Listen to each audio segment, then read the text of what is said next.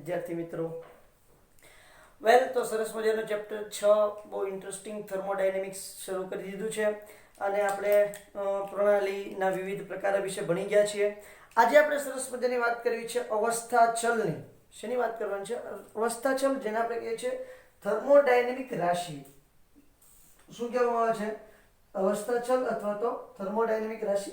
તો સૌથી પહેલા અહીંયા પ્રણાલીના અવસ્થા ચલ, અવસ્થા ચલો અથવા તેને કહેવાય છે થર્મોડાયનેમિક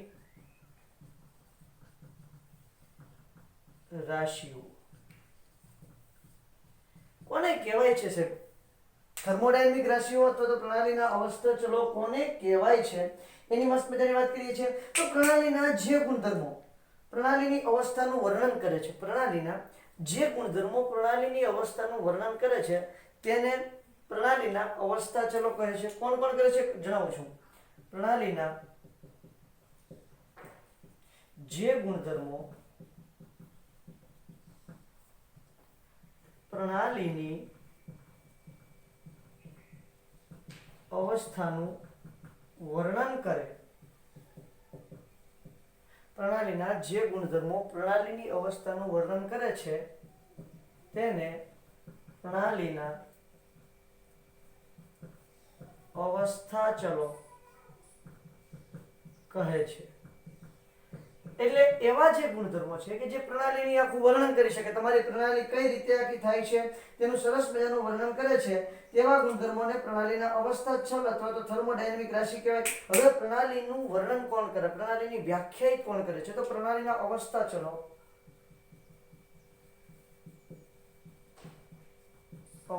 ચલો તાપમાન, તાપમાન T, દબાણ P, કદ V. તાપમાન, દબાણ, કદ. પછી આપણે હજી લઈએ તો જથ્થો આવી શકે, જે આપણે ઓલરેડી વાયુના નિયમમાં શીખ્યા છીએ, બરાબર છે. જથ્થો N વગેરે છે જેની મદદથી પ્રણાલી વ્યાખ્યાયિત કરી શકાય,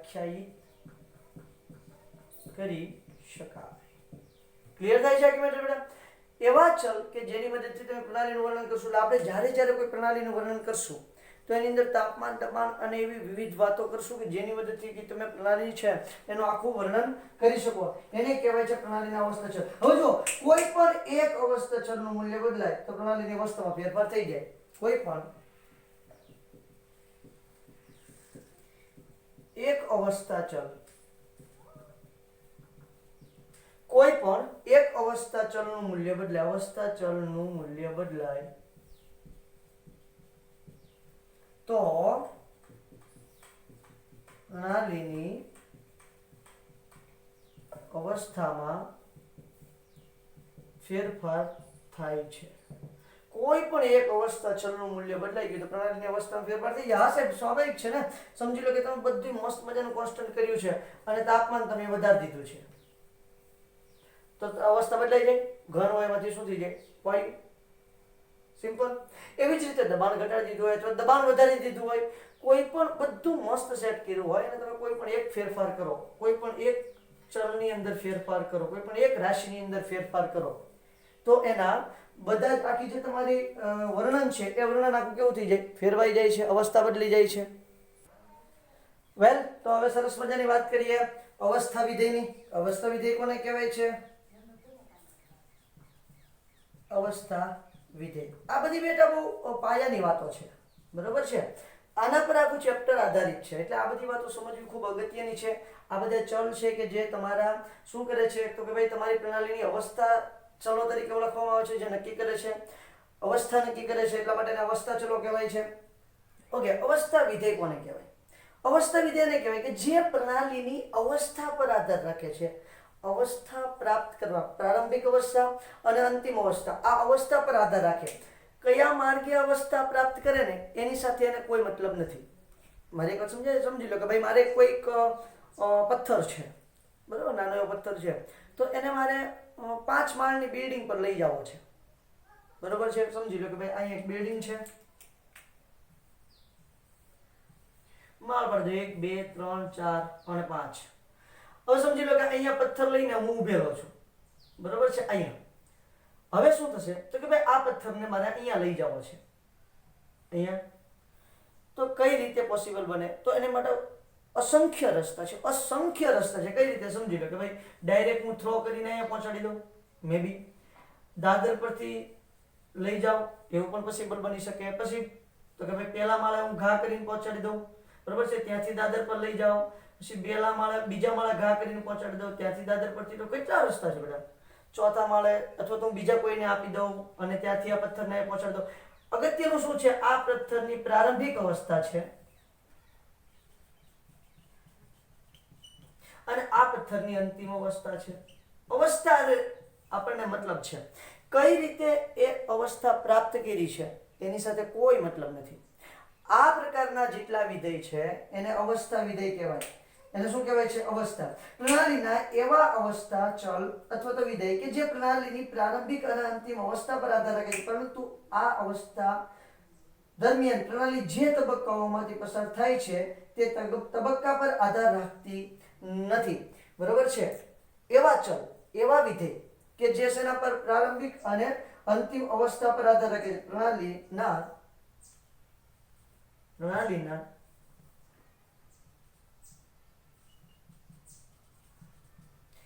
એવા ચલ અથવા તો એવા અવસ્થા ચલ પ્રણાલીના એવા અવસ્થા ચલ કે વિધેય જે પ્રણાલીની પ્રારંભિક અને અંતિમ અવસ્થા પર આધાર રાખે છે. પ્રણાલીના એવા અવસ્થા ચલ વિધેય જે પ્રણાલીની પ્રારંભિક અને અંતિમ અવસ્થા પર આધાર રાખે છે, પરંતુ આ અવસ્થા પ્રાપ્ત કરવા માટે પ્રણાલી આ અવસ્થા, હું કેમેરામાં જોઈ લો જરા બેટા, દેખાય છે? યસ, દેખાય છે. પરંતુ આ અવસ્થા પ્રાપ્ત કરવા માટે પ્રણાલી જે તબક્કાઓમાંથી પસાર થાય છે તેના પર આધાર રાખતો નથી. ઉપર લખી નાખું છું, પ્રણાલી જે તબક્કાઓમાંથી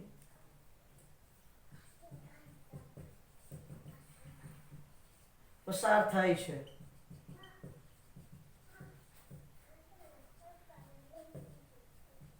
તેના પર આધાર રાખતી નથી. તેવા વિધેયને અવસ્થા વિધેય કહે છે. તેવા વિધેયને અવસ્થા વિધેય અથવા તો તેવા ચલને અવસ્થા ચલ અથવા તો અવસ્થા વિધેય તરીકે ઓળખવામાં આવે છે. એને અવસ્થા વિધેયને કેપિટલ મૂળાક્ષરમાં દર્શાવવામાં આવે છે. અવસ્થા વિધેયને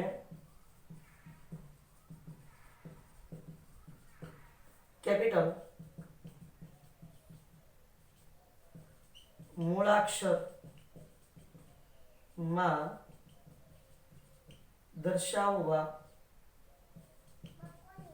દર્શાવવામાં આવે છે. કેપિટલ મૂળાક્ષરમાં દર્શાવવામાં આવે છે. જેવી રીતે કોણ લઈ શકાય અવસ્થા વિધેયમાં? કોણ લઈ શકાય? તો જુઓ, H એટલે એન્થાલ્પી. બરોબર છે? એન્થાલ્પી છે કેવી છે તો કે અવસ્થા વિધેય છે. પછી એન્ટ્રોપી, પછી એનર્જી આંતરિક ઉર્જા, ગિબ્સ મુક્ત ઉર્જા, તાપમાન, દબાણ, કદ વગેરે. બરોબર છે? S HS, પછી G T V P. બરોબર છે? પછી આંતરિક ઉર્જા U પણ કહેવાય તો તેને E પણ કહેવાય. તો આ છે એન્થાલ્પી, આ છે એન્ટ્રોપી, આ છે મુક્ત ગિબ્સ મુક્ત ઉર્જા. તો મુક્ત ઉર્જા લખું છું ખાલી અત્યારે. મુક્ત ઉર્જા, આ તાપમાન, દબાણ, કદ, આ છે આંતરિક ઉર્જા.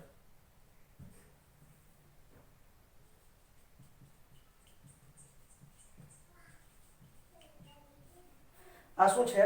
આંતરિક ઉર્જા છે. ક્લિયર થાય છે આખી મેટર? તો આ છે તમારે સરસ મજાના અવસ્થા વિધેયની વાતો. તો આ છે અવસ્થા વિધેય.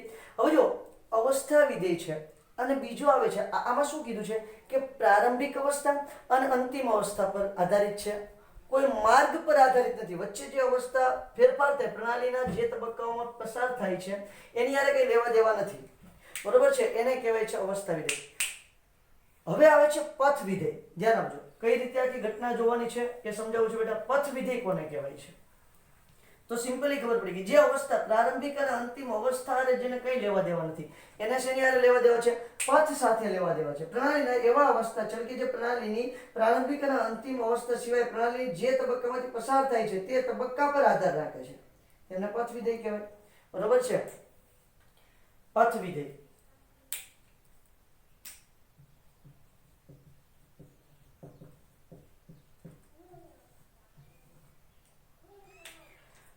પ્રણાલીની પ્રારંભિક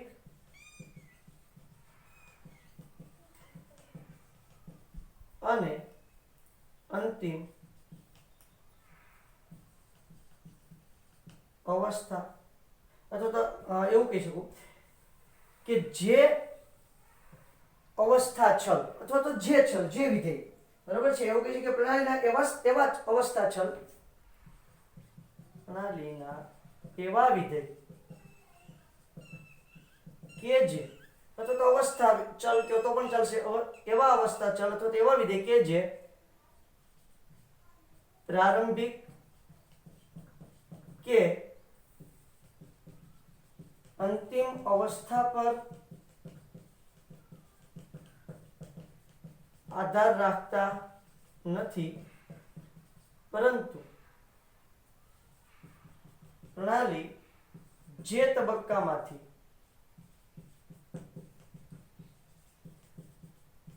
પસાર થાય છે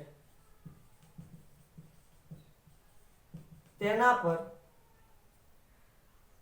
અથવા તો પસાર થાય છે પથ, જેને શું કહે છે? પથ પર આધાર રાખે તેને પથ વિધેય કહે છે. તેને શું કહે છે ભાઈલા? પથ વિધેય તરીકે ઓળખવામાં આવે છે. તેને પથ વિધેય કહેવાય. આ છે તમારી સરસ મજાની પથ વિધેયની વાત. પથ વિધેય તરીકે કોણ કોણ છે? બે જ એક્ઝામ્પલ છે. તેના અંગ્રેજી મૂળાક્ષર એક તો છે W, એટલે એને કહેશું ઉર્જા, કાર્ય, કાર્ય ઉર્જા કહેશું, કાર્ય, અને બીજું છે Q, જેને કહેશું ઉર્જા અથવા તો ઉષ્મા. આ બે એવા અવસ્થા છે, બરોબર છે? ઉર્જા કહેશું તો ઉષ્મા, ઉષ્મા જ કહેજો, કારણ કે ઉર્જા તો બહુ બધા પ્રકારની છે. ઉષ્માની જ વાત કરું છું, પ્યોર ઉષ્મા. બરોબર છે? આ બે જ એવા અવસ્થા ચલ છે કે જે તમારા પથ પર આધાર રાખે છે. હવે જો ધ્યાન આપજો, પછી ડેલ્ટા W કરું ને બેટા, W છે, પછી અહીંયા ડેલ્ટા, આ Q જે છે, Q છે એનું ડેલ્ટા Q, તો પાછા કયા વિધેય બની જાય છે? એ પાછા બની જાય છે તમારા અવસ્થા વિધેય. જ્યારે એનો તફાવત જોવામાં આવે છે ત્યારે એ કેવા વિધેય બની જાય છે? તો કે ત્યારે તફાવત જોવામાં આવે ત્યારે તે અવસ્થા વિધેય બની જાય, અને જ્યારે એકલાની વાત થતી હોય ત્યારે એ તમારા પથ વિધેય તરીકે વર્તે છે. ઓકે, તો આ છે તમારા સરસ મજાના અવસ્થા વિધેય અને પથ વિધેયની વાત. સ્ક્રીનશોટ લ્યો, એટલે મારે હવે તમને અલગ અલગ પ્રક્રમ વિશે વાતો કરવી છે. એક વસ્તુ ખાસ યાદ રાખવાની છે કે ભાઈ જે તમારા પથ વિધેય છે ને, પથ વિધેયને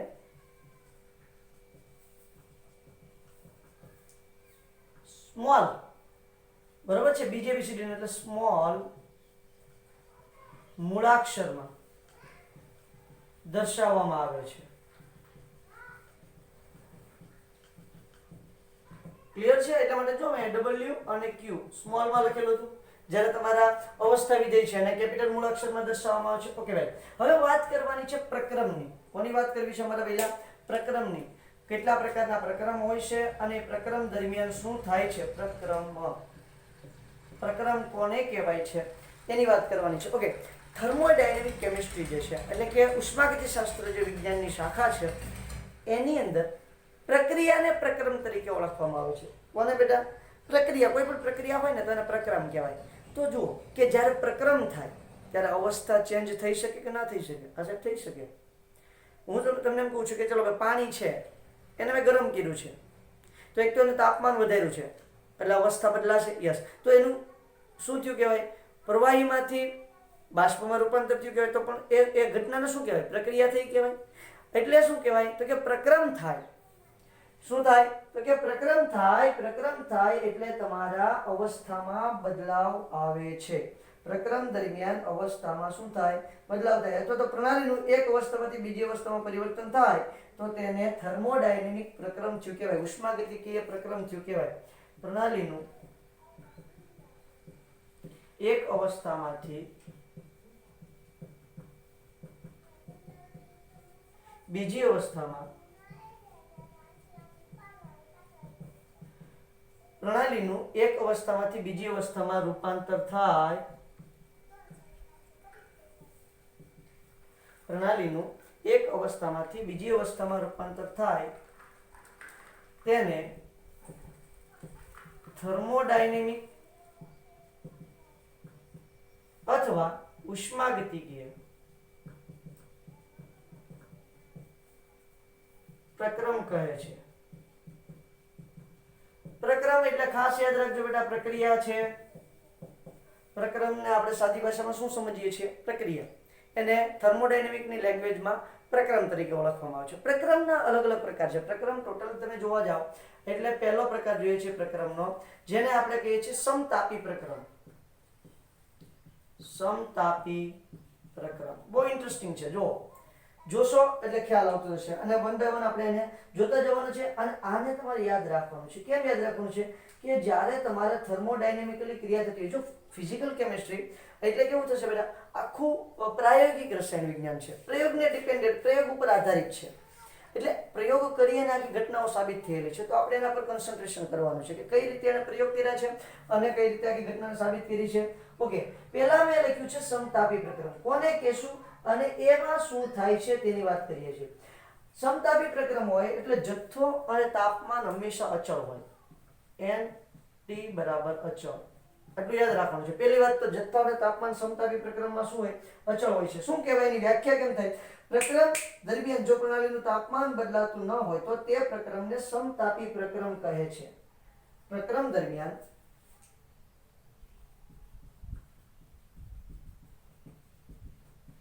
પ્રણાલીનું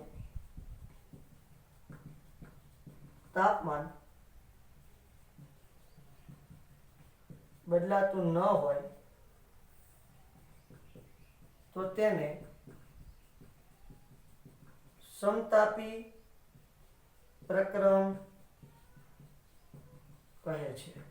એને શું કહેવાય છે બેટા? સમતાપી પ્રક્રમ તરીકે ઓળખવામાં આવે છે. તાપમાન ન બદલાવું જોઈએ. પ્રક્રમ દરમિયાન પ્રણાલીનું તાપમાન બદલાવું જોઈએ નહીં. હવે જો પ્રણાલી જ્યારે આ પ્રકારનો ફેરફાર અનુભવે ત્યારે શું થાય? તાપમાન અચળ રાખવા માટે એ ગમે તે કરશે. પર્યાવરણમાંથી ઉર્જા મેળવશે અથવા તો ઉર્જા આપી પણ દેશે. પ્રણાલી સમજે પડે છે કે વાતમાં? તાપમાનને અચળ રાખવાનું છે. તાપમાનમાં ફેરફાર થવો જોઈએ અને કોઈ પણ સંજોગે ન થવો જોઈએ. તો શું કરશે? તો કે સમજો કે તાપમાન વધી ગયું તો શું કરશે? પ્રણાલી છે એ પર્યાવરણને આપી દેશે. આ રીતે સમજી લો કે આ બીકર છે, બીકરની અંદર કઈ ઘટના બની છે, સમતાપી રાખવાનું છે, તાપમાન અચળ રાખવાનું છે. આ બીકર ઢાંકેલું છે ને એ કઈ ઘટના બની છે કે ભાઈ તાપમાન અચાનક વધે છે તો શું થશે? પર્યાવરણને આપી દેશે. હા યા ના? એટલું તો એ કરી જ શકે ને. પ્રણાલી તાપમાન અચળ રાખવા માટે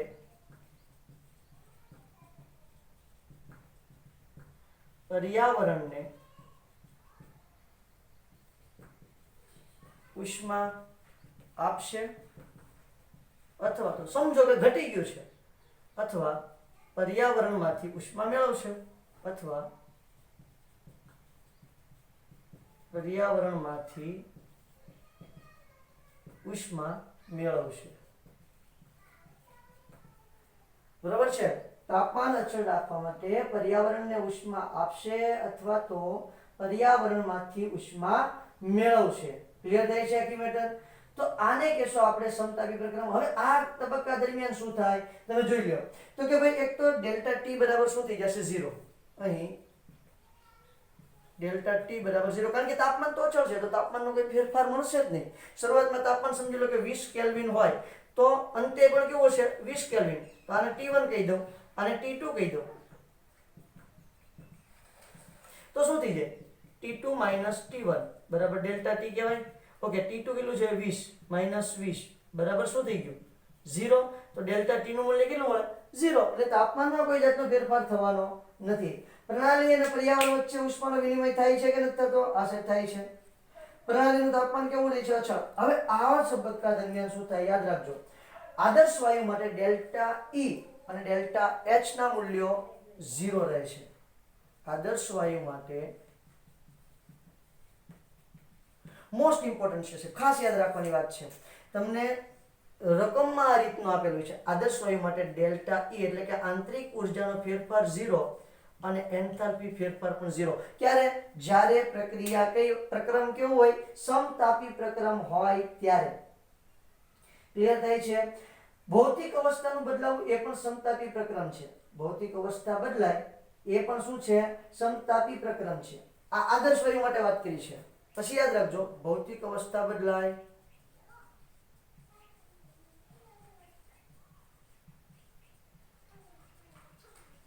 એ પણ સમતાપી પ્રક્રમ છે. એટલે કે delta E is not equal to 0 અને delta H is not equal to 0. ભૌતિક અવસ્થા બદલાય એટલે વાયુમાંથી પ્રવાહી થાય, બરોબર છે, પ્રવાહીમાંથી ઘન થાય, તો ત્યારે તમારું તાપમાન કેવું છે અચળ રહેશે. હું તમને એમ કહું છું કે ભાઈ સમજો કે ભાઈ પાણી છે 100 ડિગ્રી સેલ્સિયસ તાપમાને પાણી હોય ત્યારે પાણી છે એ વાયુમાં રૂપાંતર પામે છે. તો એ દરમિયાન તમારું 100 નું 100 ડિગ્રી તાપમાન જ રહેશે. કોઈ જાતનો ફેરફાર તાપમાનમાં થશે નહીં. એટલે ભૌતિક અવસ્થાનું બદલાવ એ કેવી પ્રક્રમ થઈ ગયું સમતાપી પ્રક્રમ થઈ ગયું. પણ એ તબક્કા દરમિયાન ડેલ્ટા E અને ડેલ્ટા H નું મૂલ્ય 0 નથી હોતા. ડેલ્ટા E અને ડેલ્ટા H ના મૂલ્યો માત્ર કોની માટે 0 હોય છે? આદર્શ વાયુ માટે 0 હોય છે. ક્લિયર થાય? સ્ક્રીનશોટ લે બેટા. આગળનું પ્રક્રમ સમજાવું છું, હું શું છું. ત્યાર પછી વાત કરીએ સમદાબી પ્રક્રમ. પ્રક્રમનો બીજો પ્રકાર છે સમદાબી પ્રક્રમ. આઇસોબારિક સિસ્ટમ, બરોબર છે. આઇસોબારિક પ્રોસેસ પણ કહે છે ને, આઇસોબારિક પ્રોસેસ. જો આ પ્રોસેસ દરમિયાન શું થશે n અને p બરાબર અચળ. સમદાબી છે ને બેટા, એટલે જથ્થો અને કદ અચળ હશે તો કોણ કોણ બદલાશે? સોરી, જથ્થો અને દબાણ અચળ હશે તો કોણ કોણ બદલાશે? તાપમાન અને કદમાં શું થશે ફેરફાર થશે. જો પ્રક્રિયા વાયુરૂપ હોય, જો પ્રક્રમ વાયુરૂપ હોય અને પ્રક્રમ દરમિયાન દબાણ અચળ હોય, દબાણ કેવું હોય અચળ હોય, તો તેવા પ્રક્રમને સમદાબી પ્રક્રમ કહે છે. તેવા પ્રક્રમને સમદાબી પ્રક્રમ કહે છે. ક્લિયર થાય છે? તો ડેલ્ટા P ની કિંમત કેવી છે? ડેલ્ટા P બરાબર 0, કારણ કે દબાણ કેવું છે કોન્સ્ટન્ટ છે. અને અહીંયા શું થશે તો કે તમારું જે વાયુ છે એ શું કરી શકે છે, સમજો કે દબાણ વધી ગયું છે તો બહાર દબાણને બહાર મૂકી દે છે. એટલે કહેવાનો મતલબ એ છે કે અહીંયા કદ અને તાપમાન બદલાય છે તો દબાણની હેરફેર થાય છે. તો એનો મતલબ એમ છે કે આ જે પ્રક્રમ છે તે ખુલ્લા પાત્રમાં થાય છે. આ પ્રક્રમ ખુલ્લા પાત્રમાં થાય છે. બહુ જ ઇમ્પોર્ટન્ટ મેટર થઈ ગઈ છે બેટા. આ પ્રક્રમ કેવા પાત્રમાં થશે બાપુ? ખુલ્લા પાત્રની અંદર આ પ્રક્રમ તમને જોવા મળે છે. ક્લિયર થાય છે આખી મેટર? ઓકે, ત્યાંથી આગળ વધું છું. તો હવે આવે છે સમકદ પ્રક્રમ. કેવું પ્રક્રમ આવે છે? સમકદ પ્રક્રમ. ત્રીજો પ્રક્રમનો પ્રકાર છે સમકદ પ્રક્રમ. ઓકે, સમકદ પ્રક્રમમાં શું છે તો કે ભાઈ જથ્થો તો અને તમારું જે V છે અચળ હોવું જોઈએ. જથ્થો અને V શું છે અચળ. બદલાશે કોણ કોણ? P અને દબાણ, સોરી દબાણ અને તાપમાન, P અને T બદલાશે. કોને કહેશું સમકદ પ્રક્રમ? જો પ્રણાલીમાં થતા ફેરફાર દરમિયાન પ્રણાલીની ઉર્જા સમકદ પ્રક્રમની સોરી તો શું થશે? કોને કહેશું કે ભાઈ કદ સમાન રહેશે. જો પ્રક્રમમાં પ્રણાલીનું કદ સમાન રહે અથવા તો અચળ રહે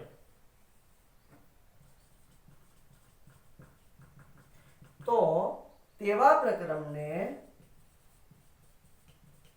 સમકદ પ્રકરણ કહે છે। ડેલ્ટા V બરાબર શું થશે 0 બદલાશે કોણ કોણ P અને T બદલાય છે પ્રકરણ દરમિયાન કોણ કોણ બદલાય છે P અને T બદલાય છે મતલબ કે દબાણ અને તાપમાનમાં શું થાય છે બેટા દબાણ અને તાપમાનમાં તમને ફેરફાર થતો જોવા મળે છે। હવે આ દરમિયાન તમારે શું જોવાનું છે કાર્ય શૂન્ય થશે પ્રકરણ આ પ્રકરણ પણ ખુલ્લી પ્રણાલીમાં થશે અને કાર્ય W = 0 થશે કેમ સાહેબ 0 થશે કારણ કે આપણે એક સૂત્ર તારવવાના છીએ હજી કે W બરાબર P ડેલ્ટા V તો હવે જુઓ W બરાબર P ડેલ્ટા V ની કિંમત કેવી મૂકવાની છે સમકદ પ્રકરણ હોય એટલે ડેલ્ટા V ની કિંમત 0 થઈ જાય 0 * P એટલે શું થઈ જાય 0 તો સમકદ પ્રકરણ હોય ત્યારે કાર્ય શૂન્ય થાય આ કાયમ યાદ રાખવાનું છે ફિક્સ છે બેટા ક્લિયર થાય છે। હવે આવે છે સમોષ્મી પ્રકરણ ચોથો પ્રકાર આવે છે समोष्मी प्रक्रम हाँ मेरे यार बदलना जाना मौसम की तरह हमने ने એટલે ઉર્જાની જેમ બદલાઈ જવાનું નથી ઓકે તો અહીંયા n અને q અચળ છે q એટલે ઉર્જા ઉષ્મા જેને કહીએ છે n અને q કેવા છે અચળ શું કહેશું જે પ્રણાલીમાં થતા ફેરફાર દરમિયાન પ્રણાલીની ઉર્જા ગુમાવે પણ નહીં અને મેળવે પણ નહીં તેને સમોષ્મી પ્રકરણ કહે છે। જે પ્રણાલી રેડ માર્ક કરતી લખું છું મજા આવે જે પ્રણાલી પ્રકરણ દરમિયાન ઉર્જા અથવા તો ઉષ્મા ગુમાવે પણ નહીં અને મેળવે પણ નહીં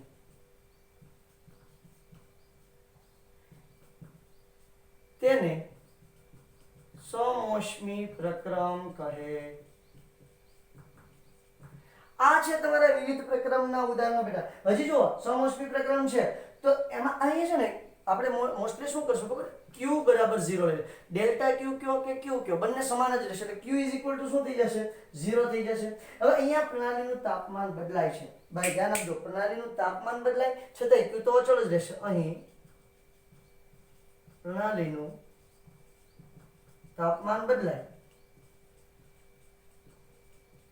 તો q ને અચળ રાખવા માટે શું કરવાનું કાઈ નહીં પ્રણાલી છે ઉષ્મા શું કરી દેશે તો કે ભાઈ ઉષ્માનો એવી રીતે વ્યય કરશે કે ભાઈ તમારે q નું મૂલ્ય શું થઈ જાય અચળ એટલે ઉષ્માનો ફેરફાર ન થવો જોઈએ શરૂઆતમાં જે ઉષ્મા હોય એને જ ઉષ્મા તમારે શું રહેવી જોઈએ કોન્સ્ટન્ટ જળવાઈ રહેવી જોઈએ કહેવાનો મતલબ શું છે કે ભાઈ તમારે ઉષ્મામાં ફેરફાર થવો જોઈએ નહીં શું થાય છે ઉષ્માની અંદર ફેરફાર થવો જોઈએ નહીં તેને આપણે કહીએ છીએ સમોષ્મી પ્રકરણ। તો સાહેબ તમને એમ થાય કે તાપમાન વધારીએ તો ઉષ્મામાં તો ફેરફાર થવાનો છે ને ઉષ્મામાં ફેરફાર થશે 100% પણ શું થશે ગુમાવવાની નથી કંઈ અંદર એવી ઘટના કરવાની છે કે ઉષ્મા કેવી રહેવી જોઈએ કોન્સ્ટન્ટ રહેવી જોઈએ ડેલ્ટા q એટલે q નું મૂલ્ય કેવું રહેવું જોઈએ અચળ રહેવું જોઈએ આવશે એટલે ખ્યાલ આવી જશે બરોબર છે। તો આને કહેશું સમોષ્મી પ્રકરણ હજી છે ચક્રીય પ્રકરણ છે પ્રતિવર્તી પ્રકરણ છે પણ એ આપણે અમુક વસ્તુ શીખ્યા પછી આને આપણે વિશે વાત કરીશું બરોબર છે કઈ વસ્તુ શીખ્યા પછી તો કે ભાઈ કાર્ય શીખશું ને પછી આપણે એ પ્રતિવર્તી પ્રકરણની એના વિશે આપણે ડિસ્કશન કરીએ તો વધારે અનુકૂળ પડશે તો તમને કાર્યની સમજણ આવશે ક્લિયર થાય છે। તો આ છે તમારા સરસ મજાના પ્રકરણ અહીંયા પાત્ર જે છે પાત્ર ઉષ્મા અવાહક હોય છે પાત્ર કેવું છે ઉષ્મા અવાહક હોય તો જ ઉષ્માની આપલે થઈ શકે નહીં બરાબર છે એટલે પાત્ર તમારે જે રાખવાનું છે એ ઉષ્મા અવાહક પાત્ર રાખવાનું છે કઈ રીતે આખી ઘટના બનશે એનું મસ્ત મજાનો આપણે આંતરિક ઉર્જાનો ફેરફાર જોશું ને એની અંદર આનું એક્ઝામ્પલ સરસ મજાનું આપેલું છે આ 4 પ્રકરણ છે હજી મેં કીધું એમ 3 પ્રકરણ છે એ પ્રકરણ આપણે કાર્ય શીખ્યા પછી એ પ્રકરણ વિશે વાત કરીશું ઓકે ચલો બેન તો આ સરસ મજાનો સ્ક્રીનશોટ લઈ લો હવે મારે તમને વાત કરવી છે ઉષ્માગતિશાસ્ત્રના શૂન્ય ક્રમના નિયમની તો ફટાફટ સ્ક્રીનશોટ લઈ લો એટલે આગળ વધું છું. તાત્કાલિક જ પૂછી નાખું કારણ કે બહુ સિમ્પલ, સરળ અને સાદો નિયમ છે ઉષ્માગતિશાસ્ત્રનો શૂન્ય ક્રમનો નિયમ. બહુ એકદમ લલ્લુ પંચુ જેવી વાત કરેલી છે સાહેબ, કે એટલો સિમ્પલ વાત કરી છે ને તમને એમ થશે કે લે આવું હતું છે. આવી વાત તો બધાને ખબર હોય, પણ એ સમયે કોઈને ખબર નહોતી, એટલા માટે તેનો નિયમ ફેમસ થઈ ગયો. ઉષ્માગતિશાસ્ત્રનો શૂન્ય ક્રમનો નિયમ.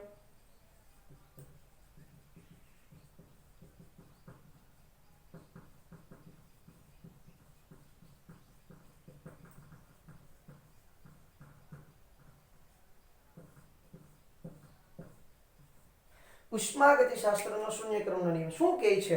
ઉષ્માગતિશાસ્ત્રનો શૂન્ય ક્રમનો નિયમ તો એવું કહે છે કે જ્યારે બે અલગ અલગ તાપમાન ધરાવતા પદાર્થને એકબીજાની નજીક લાવવામાં આવે અથવા તો એકબીજાના સંપર્કમાં લાવવામાં, નજીક કરતા સંપર્ક વધારે શબ્દ અનુકૂળ પડશે. જ્યારે બે અલગ અલગ તાપમાન ધરાવતા પદાર્થને એકબીજાના સંપર્કમાં લાવવામાં આવે ત્યારે વધારે તાપમાન ધરાવતા અથવા તો વધારે ઉર્જા ધરાવતા પદાર્થમાંથી અથવા તો વધારે ઉષ્મા ધરાવતા પદાર્થમાંથી ઉષ્માનું વહન ઓછી ઉર્જા ધરાવતા અથવા તો ઓછું તાપમાન ધરાવતા પદાર્થમાં થાય છે. ક્યાં સુધી થાય છે? જ્યાં સુધી બંનેના તાપમાન સમાન ન થાય ત્યાં સુધી આ વહન કન્ટિન્યુ શરૂ રહે છે. શું કહે છે કે જ્યારે બે અલગ અલગ એક જ સરખાની બેટા કેવા તાપમાન લાવવાના છે? અલગ અલગ જુદા જુદા તાપમાન ધરાવતા બે પદાર્થો, એ પાછળ ઉષ્માને કેવો હોવો જોઈએ? વાહક હોવા જોઈએ. ઉષ્માને કેવો હોવો જોઈએ પહેલા? વાહક હોવા જોઈએ. બે અલગ અલગ તાપમાન ધરાવતા ઉષ્માવાહક પદાર્થોને બે જુદા જુદા તાપમાન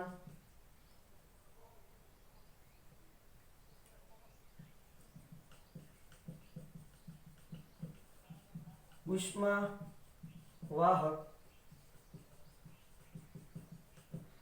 બે જુદા જુદા તાપમાન ધરાવતા ઉષ્માવાહક પદાર્થોને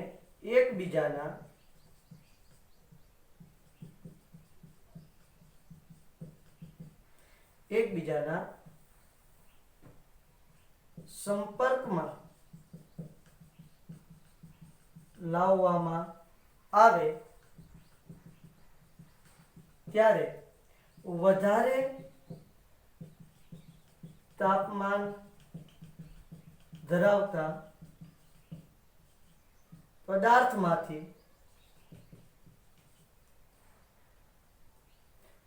ઉષ્માનું વહન વધારે તાપમાન ધરાવતા પદાર્થમાંથી ઉષ્માનું વહન ઓછું તાપમાન ધરાવતા પદાર્થમાં થાય છે. જ્યારે બંને પદાર્થના તાપમાન સમાન થાય ત્યારે ઉષ્માનું વહન અટકે છે. તેને ઉષ્માગતિશાસ્ત્ર